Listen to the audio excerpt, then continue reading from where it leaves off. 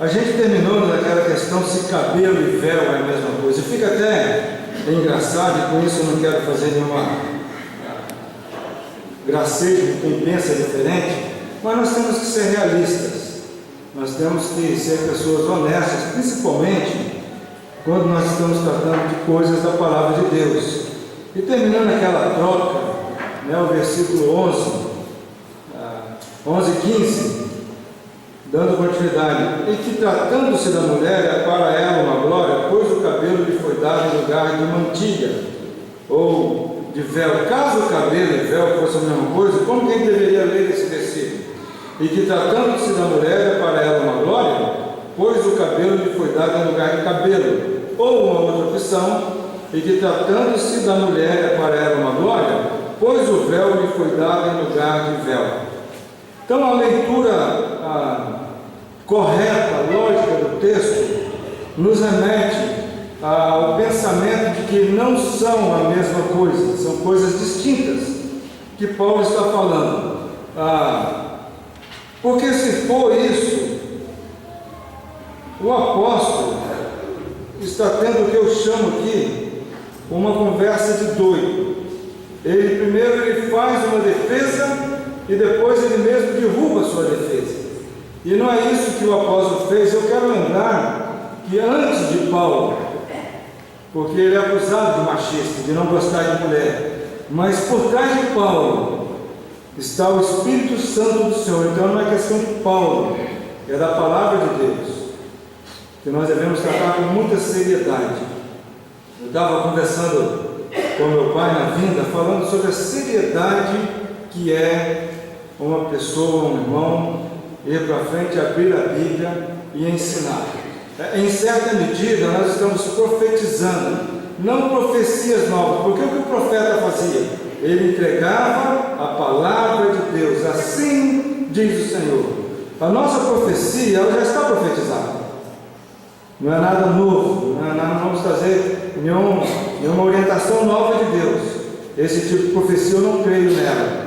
Mas quando nós falamos a palavra de Deus, nós devemos falar a palavra de Deus. Eu não fui chamado para anunciar a minha palavra. Eu fui chamado para anunciar a palavra de Deus. E quando eu não faço isso, eu estou pecando e vou ser cobrado por isso. Irmãos que exigem das pessoas aquilo que Deus não exigiu, que colocam pessoas em disciplinas por aquilo que Deus não cobra, vão responder diante de Deus por esta atitude contra a palavra de Deus. Por isso que o apóstolo nos exorta: não quereis muito de vós tornar-vos mestres, porque haveremos de ser julgados com maior rigor. A responsabilidade, a liderança traz responsabilidade e traz cobrança também. Ok, a gente começou então o estudo questionando: é válido ou não é válido? Qual era o meu pensamento alguns anos atrás? Os irmãos sabem que eu estudei no seminário bom, mas lá não se toca nessas questões que às vezes são denominacionais, né? Lá se ensina aquilo que é básico na Bíblia, mas para mim tanto fazia. Esse negócio de véu tanto faz. Era o que eu pensava, e às vezes eu pensava com meu avô José Vital. Mas um dia, num congresso na Vitória, veio um irmão que já está com o Senhor, que muitos aqui já ouviram, chamado Carlos Osvaldo. Ele foi chamado para falar sobre o papel da mulher na igreja. Isso deve ter sido em 94. E no meio desse estudo grande que ele deu, estava ele, o Gávio e o nosso irmão Benito Bongarra, lá da Argentina.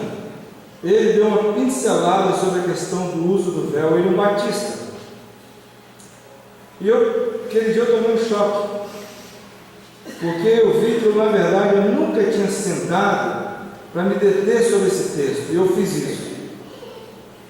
Por volta de 3 meses eu peguei lá minha Bíblia grega, peguei meus rascunhos e fui estudar o assunto, e eu mudei de ideia, porque era uma questão de opinião minha.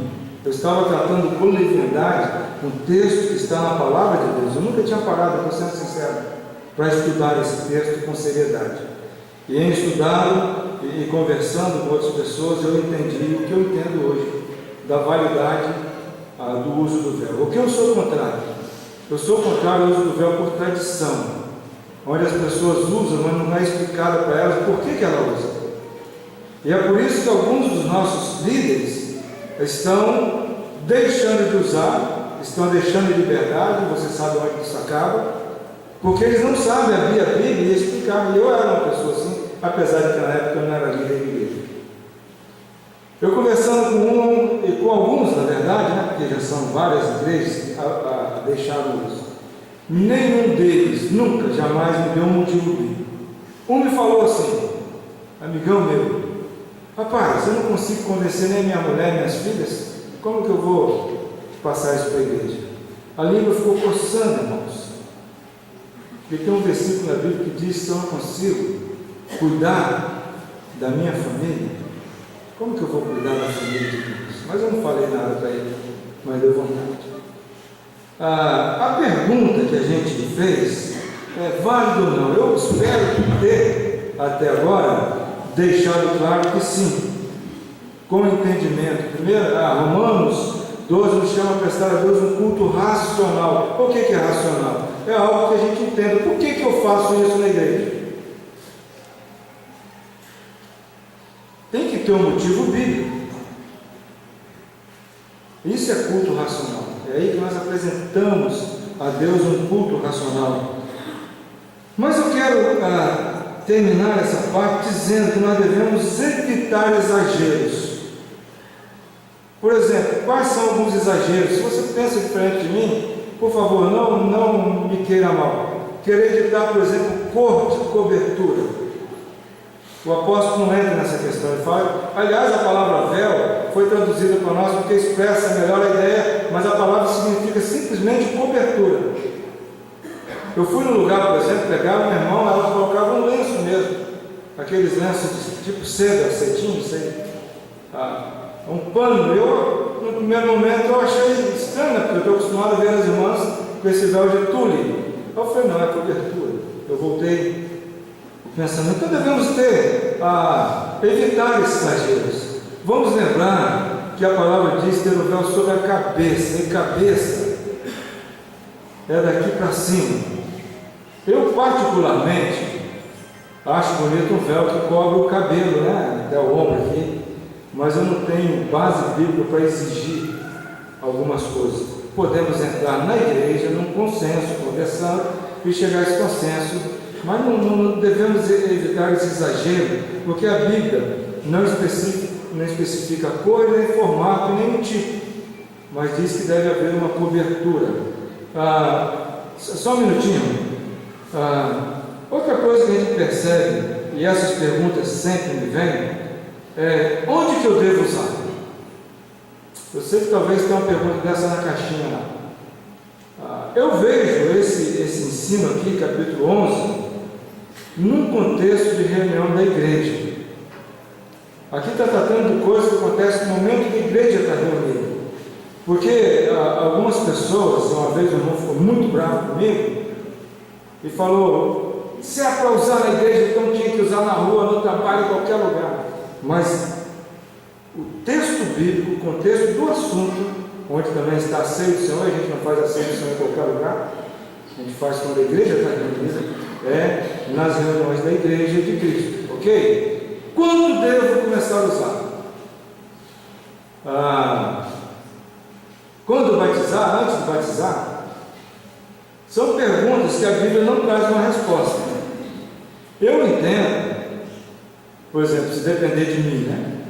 Se uma menina lá da igreja de 11 anos entender e vier falar, irmão de Abismar, eu posso usar o véu? Faz cara que eu vou conversar com a Donise e Julinho, eu vou tentar convencê-las de que a gente deveria permitir ela usar o véu, mesmo não sendo membro ainda, porque ela é mulher e quer usar. Agora, tem gente que vai dizer, mas só depois de batizar. Isso eu acho que cada igreja local define. A minha orientação para os irmãos é sempre: siga aquilo que a igreja sua estabeleceu.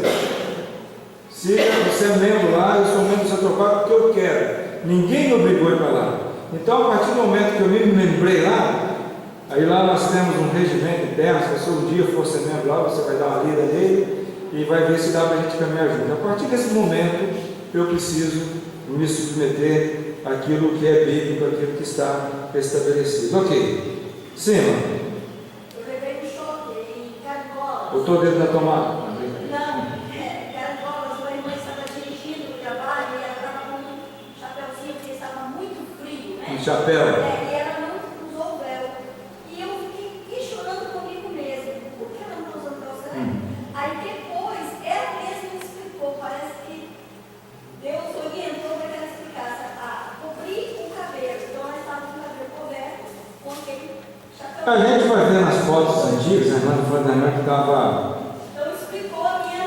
com um chapéuzinho. Se você ver nas fotos antigas, você vai ver muitas das nossas irmãs inglesas, e quem foi na Inglaterra já, alguma geração, elas usam um chapéu. A cobertura lá é tida como um chapéu. E isso acabou prejudicando, a gente vai ver durante o estudo, porque em alguns países, à medida que o estudo do chapéu caiu de moda, as irmãs botaram o chapéu de lado e substituíram por uma outra cobertura. Tá? Mas era o costume deles, é o consenso deles, eles entendem que é uma cobertura. Então, por isso que a gente vê nas fotos, achava muito esquisito quando eu via também. Ultimamente, eu nunca vi em lugar nenhum, sempre algum tipo de cobertura, um pano. Ok. Por último, é bom lembrar que os argumentos, por exemplo, uma igreja fala, mas se o incrédulo chegar aqui, ele não vai entender isso, vai escandalizar. Os símbolos da igreja não é para incrédulo, é para crente. O que o incrédulo entende quando ele entra na igreja e vê lá o pão e o vinho em cima da mesa? Ele não entende nada, porque não é para ele aquilo. É para os crentes. Alguém aí morreu? É para os crentes, não é para ele. Ele não entende, ele não tem que entender nada ao ver. Depois podemos explicar. O mesmo pensamento devemos ter sobre o uso de cobertura. Nós em São Torquato usamos muitos visitantes lá. Eu, pelo menos, nunca fui questionado por um visitante distante. Por que as mulheres aqui colocam esse paninho esquisito? Nunca. Não sei se alguém já foi na sua igreja, eu nunca fui. E se ele me questionar, eu vou tomar no tempo e dar para ele o porquê dentro da Bíblia. Então, em vez de desmerecer a mulher cristã, o uso do véu lhe confere lugar de dignidade que nenhuma outra religião, daquele tempo inclusive, lhe dava.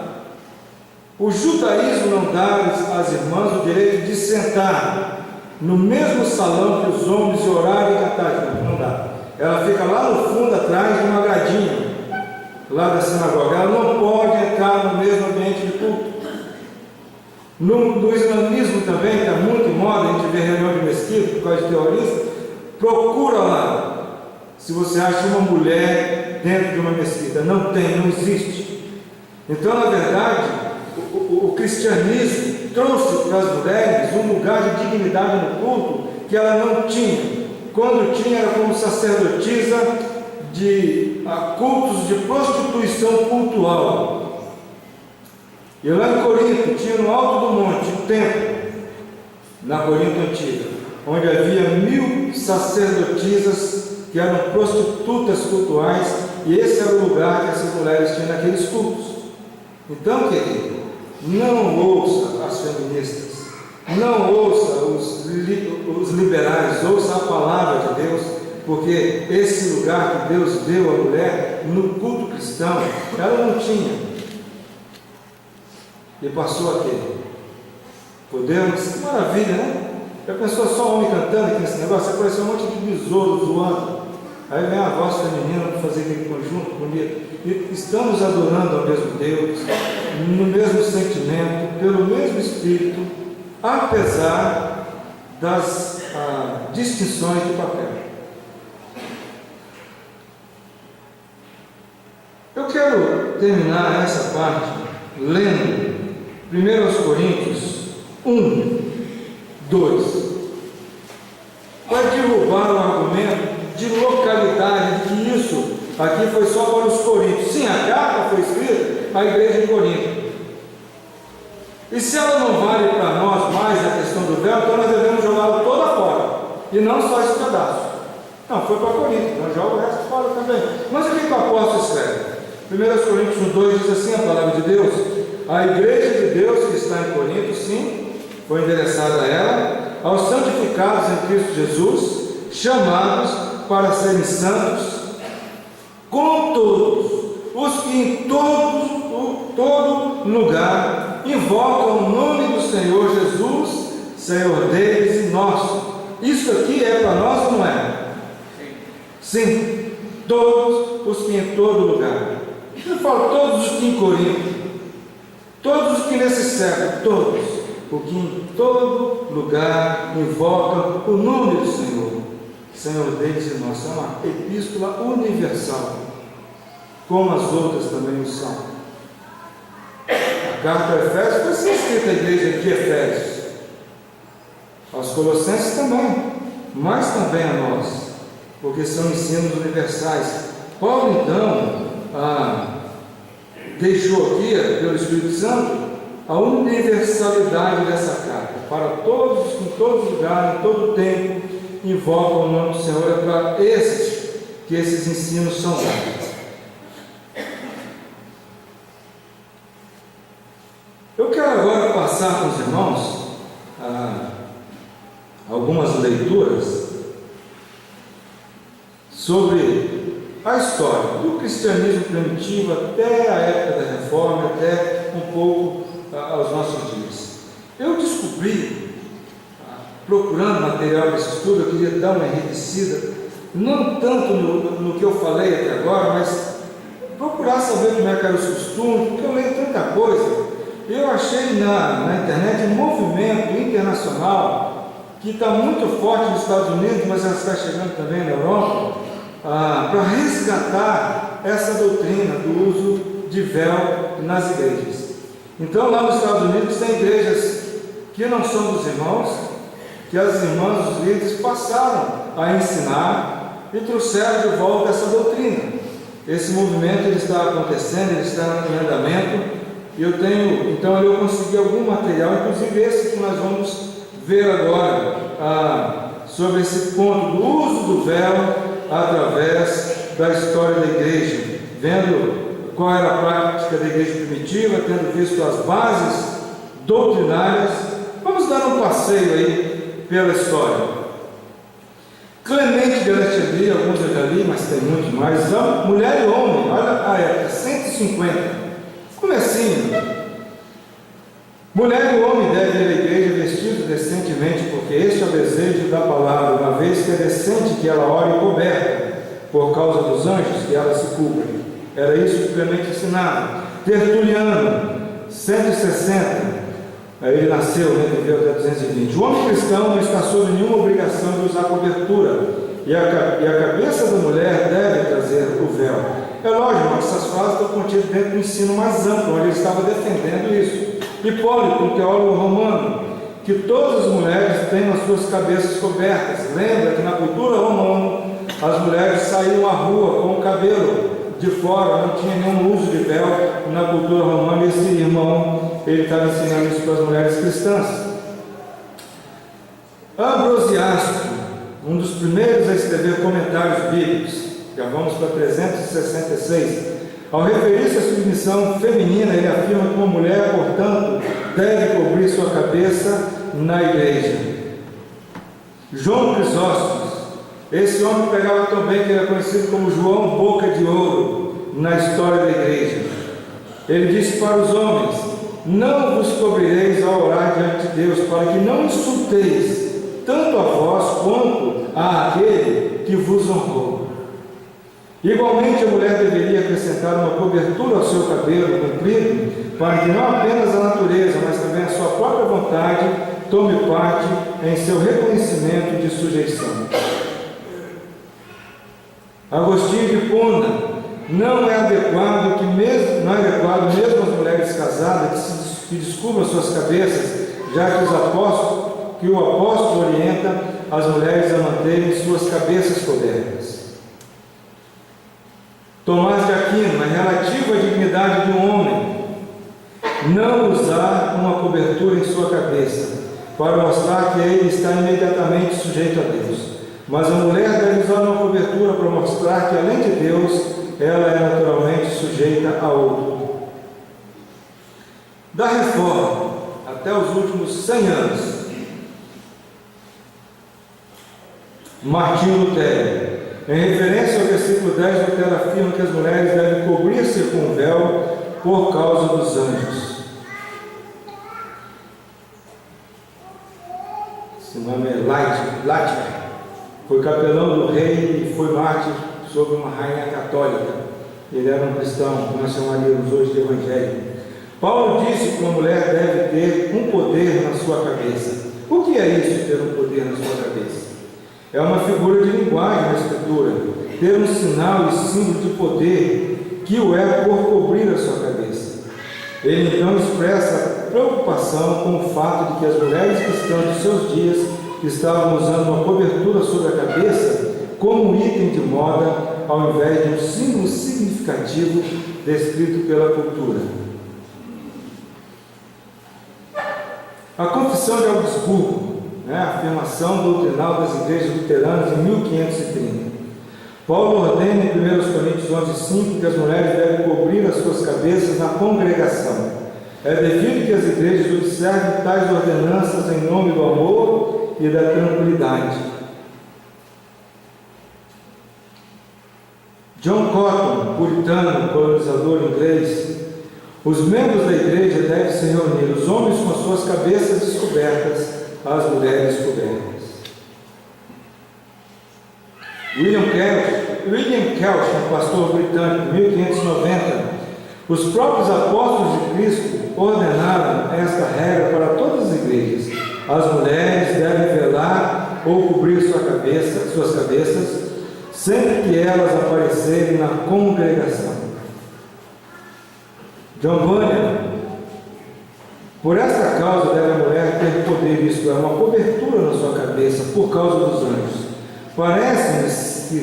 Parece-me que, santas e amadas irmãs, vocês devem ficar contentes de usarem este poder ou distinção. John Edwards: de Paulo, os cristãos em geral receberam praticamente esse uso. As igrejas cristãs de hoje se conformam a esse uso. Ele está falando em 1637, um pouco mais, de 1937. Aquilo que o apóstolo entrega nesse capítulo a respeito do comportamento das mulheres nas igrejas não era apenas para as mulheres daquele tempo, mas é obrigatório até o dia de hoje. Todas as mulheres cristãs estão comprometidas em virtude do que o apóstolo diz aqui, de sempre estarem com suas cabeças cobertas no tempo de oração e outros exercícios religiosos. Mas alguém dirá: o argumento do apóstolo não terá valor agora se cobrir a cabeça não é um sinal de sujeição na nossa cultura. E respondo: as mulheres cristãs devem observar a injunção do apóstolo por razões além da questão de submissão, porque há outras razões que sempre terão valor no que concerne a menção de Paulo aos anjos, e essa razão é perpétua. Naquele tempo já havia alguns questionamentos, talvez em 1600 e tanto. Charles Spurgeon, grande pregador, levou milhares, talvez milhões de pessoas a Cristo. Um batista. A razão pela qual nossas irmãs aparecem na casa de Deus com as suas cabeças cobertas é por causa dos anjos. O apóstolo diz que a mulher deve ter uma cobertura na cabeça por causa dos anjos. Ele está falando de que igrejas? Igreja dos Irmãos? Em 1800, as irmãs batistas usavam cobertura na cabeça nas suas reuniões. Porque ele é batista. Era, né? Os presbiterianos de Londres também fizeram uma assembleia. Um grupo de pastores associados à Assembleia de Westminster, famosa, afirmou que a autoridade de Deus deve ser base no governo da igreja universalmente, que a luz da natureza é uma expressão de sua autoridade.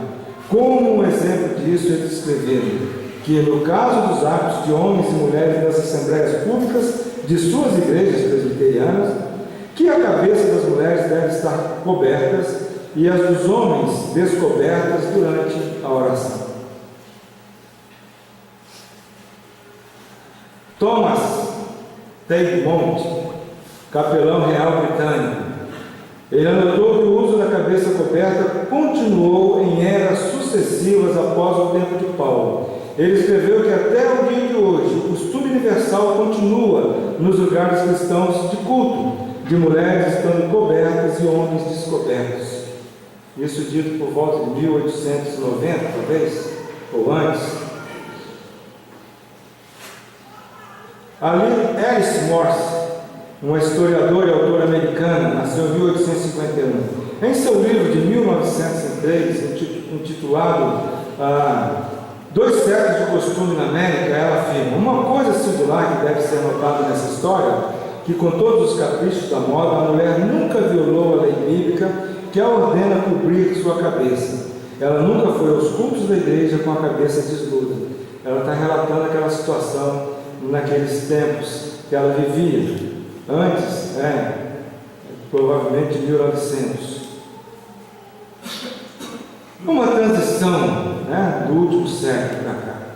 R.C. Sproul nasceu em 1939. Hoje, aqueles que já leram o livro desse homem, que já ouviram as suas pregações legendadas no YouTube ou em qualquer outro recurso, sabem que esse é um homem profundamente conhecedor das Escrituras. O que ele diz hoje? Durante os meus anos de ensino médio, quando eu ia à igreja no domingo de manhã, eu nunca vi uma mulher naquela igreja, era uma igreja presbiteriana tradicional, cuja cabeça não estivesse coberta com um chapéu ou véu. Este é um daqueles costumes que simplesmente desapareceu da maior parte da cultura cristã. Ele está reclamando desse costume ter sido abandonado. Se ele nasceu em 39, ele está falando do tempo que ele era do ensino médio, vamos botar aí 17 anos, 1945, 46, ele disse que naquele tempo, lá nos Estados Unidos, na igreja que ele ia, uma igreja presbiteriana, as irmãs cobriam a cabeça. Ele de novo: nós estamos persuadidos de que o mandado bíblico ainda está em vigor. Se há uma indicação de uma ordenança perpétua na igreja, trata-se daquela que é baseada em um apelo à criação. Por isso eu falei para os irmãos, o fato de Paulo ter voltado lá na criação é um apelo muito profundo, de estabelecer, de voltar à origem, deixar de olhar para as circunstâncias e voltar lá no começo, para o que Deus fez. E acho que não importa nem um pouco se é um lenço ou um véu, mas eu penso que o símbolo deve permanecer intacto, como um sinal de nossa obediência a Deus. O R.C. Sproul Jr. nasceu em 65, depois de mim, eu nasci em 57. A igreja rejeitou esta prática nos últimos 30 ou 40 anos. Olha a brevidade do tempo, 30 ou 40 anos. Ele é nosso contemporâneo. Talvez ele tenha dito isso 10 anos atrás, então vamos botar 50, 60 anos. A igreja rejeitou esta prática nos últimos 30 ou 40 anos, não por causa de uma nova revelação interpretativa, mas por causa da pressão do mundo. De maneira geral, até 50 anos atrás, todas as mulheres em todas as igrejas cobriam suas cabeças. E ele faz uma pergunta: o que aconteceu nos últimos 50 anos?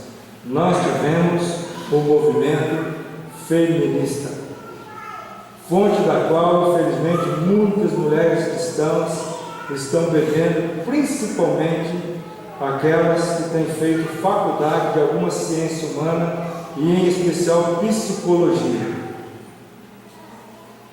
Voltam de lá, totalmente avessas aos princípios da palavra de Deus. Eu estou falando isso porque isso aconteceu lá na nossa igreja em pelo menos 2 ocasiões. Tivemos o movimento feminista, querendo abolir todo e qualquer resquício daquilo que Deus estabeleceu lá na criação e que deveria permanecer. Ele de novo: eu acredito em cabeças cobertas na igreja. Ele, Deus, nos diz que nossas esposas devem estar com as cabeças cobertas. Nossa família tem seguido esta prática. Alega-me também ousadamente sugerir que virtualmente todos os cristãos, desde o tempo da Epístola de Paulo até cerca de meio século atrás, concordam comigo nesse assunto. Eu temo que muitos de nós que não honramos a Deus com nossas cabeças, estejamos honrando a Deus com os nossos lábios, mas não com os nossos corações. Esse homem, lá na igreja dele, as irmãs cobrem a cabeça, e ele não é de uma igreja dos irmãos, até onde eu estou informado. Se alguém tem essa informação, pode me ajudar. Se eu não me engano, ele é presbiteriano. Salve, ok? Vamos caminhando aí. Robert McQueen, reitor universitário. Historicamente, os evangélicos creram que Deus comunicou a verdade entre os homens de tal maneira que ela pudesse ser compreendida e servir como um guia divino para o pensamento e para a vida. Mas talvez por causa da influência do pós-modernismo, agora nós temos uma casa evangélica dividida. Alguns entre nós nos tornamos relativistas moderados. O que é relativista? A pessoa que relativiza a palavra de Deus. Não, isso aqui não é a palavra de Deus. Não, isso aqui é. Aí ele fala que, no caso, de nós ainda, evangélicos tradicionais, relativista moderado, concedendo mais e mais terreno para o reino da incerteza e a incerteza dentro da palavra de Deus. Por exemplo, nós desistimos do uso da cabeça coberta. E agora nós somos desafiados por companheiros evangélicos para desistir de Adão e Eva. O que ele está falando aqui? Dos papéis distintos no casamento, de limitações ao divórcio, de uniões exclusivamente heterossexuais, de um homem casando com uma mulher, desistir do inferno, da fé em Jesus como o único caminho para a aceitação de Deus e o que é mais essencial, de uma Bíblia inerrante. O que ele está dizendo aqui? Olha, nós começamos com pequenas concessões, relativizando o uso do véu. Agora, eles estão querendo mais e mais e mais. E tem pastores dizendo que o que Paulo condenou não foi o homossexualismo, mas sim a promiscuidade dentro do homossexualismo. Você vai ouvir, por exemplo, alguns pastores que eram firmes na palavra dizendo isso, o que é uma tolice sem medida, porque eles chamam isso de abominação. Não é o nosso assunto, mas essas concessões são perigosas. John Murray, teólogo e professor de Princeton, fundador do seminário. Como Paulo apela para a ordem da criação, é totalmente indefensável supor que o mandamento e o seu motivo têm apenas relevância local ou temporal. A ordem da criação é universal e perpetuamente aplicável, como também são as implicações das condutas dela decorrentes. William MacDonald. Estamos tendo o privilégio de ter agora vários livros desse irmão em português. Quem já leu algum livro desse irmão, que era daquela geração dos Estados Unidos? Filé mignon, né? Coisa boa. Ele era reitor do seminário lá do Emmaus Bible College, que é um seminário das nossas igrejas dos Estados Unidos. Há 2 anos eu tive o privilégio de ir lá e eu fiquei com uma dor de cotovelo daquelas. Uma escritura fantástica, uma universidade mesmo. Ela tem também, além da faculdade teológica, tem algumas matérias como arqueologia, algumas matérias assim que não necessariamente são bíblicas. E ela está entre as 10 melhores faculdades dos Estados Unidos. E é das nossas igrejas lá nos Estados Unidos, onde estudou nosso irmão Gavin, o irmão Donald Richard Dewey, Warren Brown, esses irmãos estudaram lá. O que diz o William MacDonald? Paulo ensina a subordinação da mulher indo de volta à criação. Olha só que todos os ensinadores chamam a atenção deles esse ponto fundamental.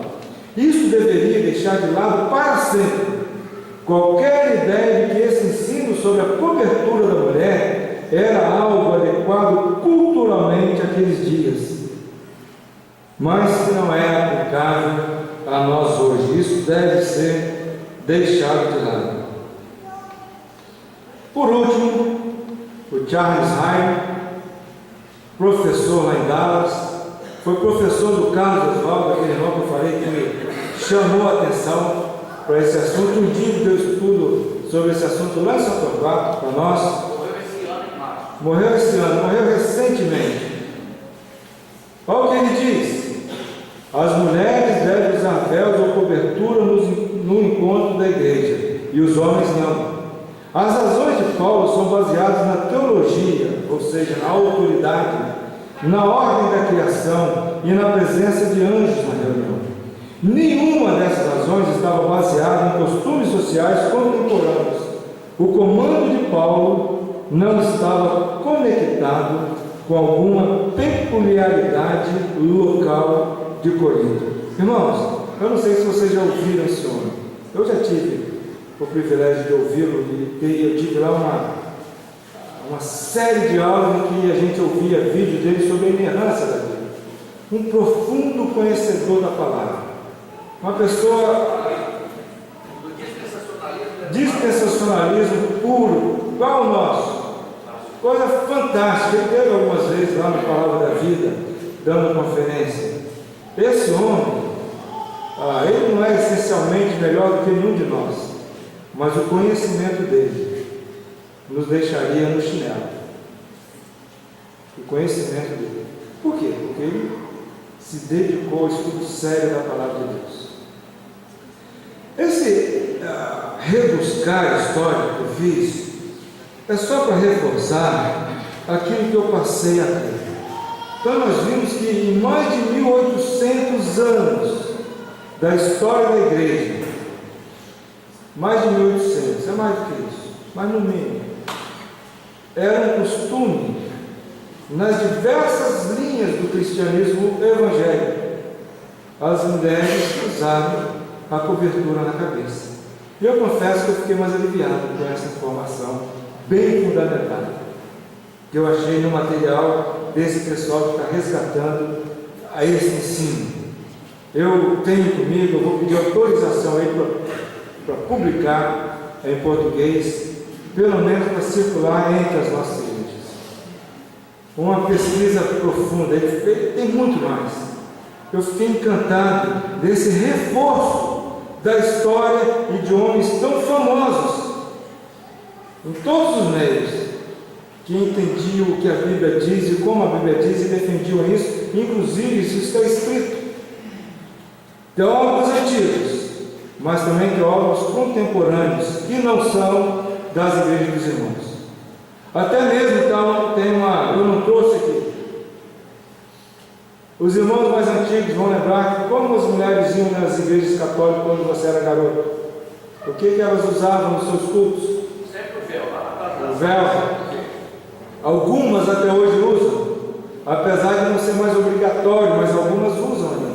É uma prática que vem caminhando durante a maioria da história cristã, que foi abandonada pelas outras igrejas nos últimos 100 anos, 100 e poucos anos, e infelizmente no nosso meio também alguns estão começando a abandonar, e algumas igrejas estão relativizando a palavra de Deus também, porque se você abandona e se acha no direito de abandonar o princípio, por que você não pode abandonar outros, e outros, e outros, e outros? Então esse alerta, queridos irmãos, queridas irmãs, é para nos fazer perceber que na verdade nós não somos diferentes, nós continuamos, os outros se tornaram diferentes, nós continuamos trazendo aquilo que as igrejas cristãs através dos séculos observavam. Não precisamos nos envergonhar disso, só nós que somos diferentes, não, eles que se tornaram diferentes, segundo essa pesquisa que nós vimos. E isso tem fonte, tem os livros. Eu não coloquei fonte aqui porque não está escrito, mas lá no livro tem a fonte, onde foi escrito. Tudo isso é documento registrado. Nós permanecemos nesse aspecto na palavra. É isso que aconteceu. Não é que nós somos diferentes, nós permanecemos iguais às igrejas do passado. Aqui há líderes, há maridos, há esposas, há filhos e há filhas. E a decisão que nós temos que tomar hoje, alguns é de continuar obedecendo ou não, e alguns de que nós vamos obedecer ou não. Marido, ao sair de casa, dá uma ajuda à sua mulher de lembrar de levar o véu. Às vezes acontece de esquecer. Acontece, a minha mesmo esqueceu esse dia. Puxa, eu pensei que o véu estivesse aqui no carro, não está. Paciência, né? Podia talvez ter lá uns véus lá na congregação de Santo Antônio para as esquecidas. Porque às vezes a pessoa só esqueceu. Por isso que eu não julgo quando eu vejo uma irmã sem véu. Às vezes, normalmente eu chego para ela depois. Hoje eu tenho essa prerrogativa como líder da igreja, de chegar para ela e perguntar o que aconteceu. Esse dia mesmo eu vi uma menina distraída, uma irmãzinha muito querida, dos nossos olhos lá, e ela tinha esquecido de colocar o véu. Eu pedi a coleguinha para chamar, colocou. Porque ela estava esquecendo, nada de rebeldia nem nada. Nós precisamos nos ajudar nesse sentido. Líderes, o que nós temos que decidir é se nós vamos obedecer a palavra ou não. E tanto a obediência como outra decisão, ela tem consequências. Uma consequência de louvor ou uma consequência de repreensão. Eu quero terminar, e aí eu vou dar 8 minutos para vocês, citando o versículo aí em 1 Coríntios 14. Por favor, abre aí, em 1 Coríntios 14. Nós lemos que toda a palavra de Deus é inspirada. E 1 Coríntios também é a palavra de Deus. 1 Coríntios 14.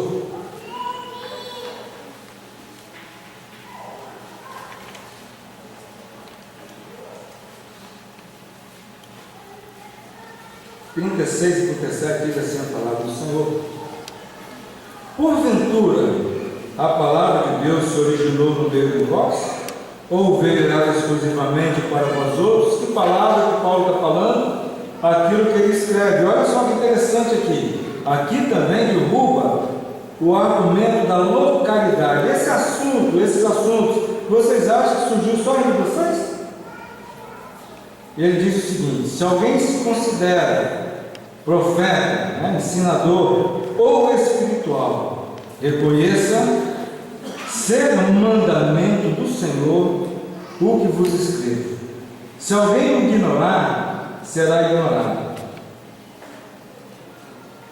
Mandamento do Senhor. Eu, Paulo, sou instrumento, eu sou vaso, mas eu quero que, se você se acha espiritual, você será considerado assim se você reconhecer que o que eu vos escrevo, e inclusive 1 Coríntios 11, de 1 a 16, é mandamento, é palavra do Senhor. E isso eu acho que deve ser levado a sério por nós, nos nossos pensamentos. Se você quiser uma cópia do estudo, você pode me pedir, mas não me peça, já manda para mim que eu vou esquecer. Se você anotar no papelzinho, eu vou colocar em um lugar que não vou lembrar. Eu tenho um e-mail, jabesmar@hotmail.com. Você me pede, na hora eu vou registrar no computador e mandar para você. Vamos você sentar e talvez. Não é pecado ter dúvida, tá? Uma vez lá nós sentamos com 4 adolescentes com dúvidas sobre esse assunto. Conversamos, eu e o irmão Dionísio, na época o Juninho não estava no presbitério, explicamos, 3 entenderam, e uma falou: eu tenho que ser sincero, eu não consegui ainda absorver isso, mas eu vou usar em obediência à igreja, e eu creio que é a palavra de Deus. Ela não entendeu, mas decidiu obedecer, já está bom demais, mas ela tinha dúvida. Ok, como a gente percebe o que é a palavra de Deus? É o que está aqui. Novo Testamento especial, as epístolas foram escritas para a igreja. Do Antigo Testamento nós não tiramos norma para a igreja, nós tiramos princípios de fé, de perseverança, de muitas coisas. Mas as epístolas, irmãos, foi escrita para a Igreja de Cristo e elas não são descritivas, elas são normativas. Muitas passagens do Antigo Testamento são descritivas. Ela fala, por exemplo, que Abraão mentiu, nem condena nem defende ele. Ela está descrevendo um fato. A gente sabe que ele pecou, porque a Bíblia diz que quem mente está pecando. Mas no texto lá você percebe que não há nenhuma repreensão para ele ter feito aquilo. Então é um texto descritivo. Certo? Mas a Epístola não. É um texto normativo. Ela contém normas para o funcionamento da Igreja de Cristo. Vamos orar? Senhor Deus, mais uma vez, te louvamos por esse tempo que tivemos aqui. Obrigado, Pai, pela tua palavra. Pedimos, ó Pai, se algum de nós aqui tem dúvida quanto a esse assunto, que possa fazer aquilo que a maioria dos homens de Deus fizeram: debruçar-se na palavra, buscar a orientação do teu Espírito e procurar ler o texto em dúvida com seriedade, buscando entender aquilo que o Senhor diz aqui. A tua palavra diz às irmãs que cumpre, que deve usar a cobertura. E em nenhum lugar da Bíblia nós vemos um mínimo de um versículo retirando esta ordenança. Por isso nós cremos e defendemos que ela é para hoje ainda. Que o teu Espírito possa trabalhar em cada coração, que aquelas pessoas que têm dúvida sincera, que busquem sinceramente entender a luz da tua palavra. Nós pedimos isso, nós rogamos a ti estas bênçãos, que nessa área e outras nós possamos caminhar em acordo e de acordo com a tua vontade. Nós oramos em nome do Senhor Jesus. Amém.